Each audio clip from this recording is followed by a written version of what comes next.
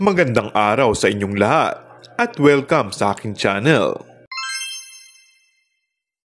Paolo Avellino, handa na magpakasal. Aktor, I'm closer to that. Handa na nga ba talagang lumagay sa tahimik ang kapamilya aktor na si Paolo Avellino kasama ang rumored girlfriend niya na si Kim Chiu? Sa latest interview kasi ay inusisay niya si Paolo tungkol sa pagpapakasal. Are you ready for marriage? Tanong sa aktor. Yeah, of course. I'm closer to that. Kasi kung 5 to 3 years ago. But syempre, that's why I'm doing all of this. Kasi gusto kong maalagaan yung mga anak ko na wala silang iisipin. But di sila pwedeng maging spoiled kasi hindi madali ang buhay. Wika niya. Dagdag pa ng aktor.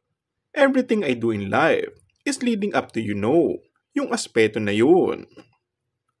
Samantala, kung babalikan naman ang sagot ni Kim sa isang panayam noong 2022, hinggil sa posibilidad na alokin siya ng kasal, handa rin daw siyang pumayag at iwanan ng showbiz para sa nobyo. Marami ang nagsasabing seryoso na si Paolo sa relasyon nila ngayon ni Kim Chiu at hindi rin para lang sa kanilang showbiz career.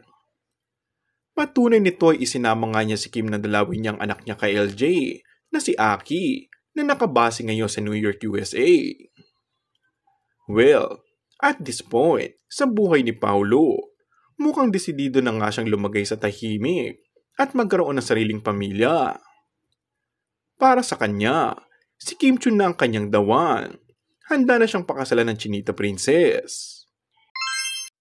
And that's all for our today's video. Kung bago ka lang sa aking channel ay mag-subscribe at pindutin na rin ang notification bell. Maraming salamat!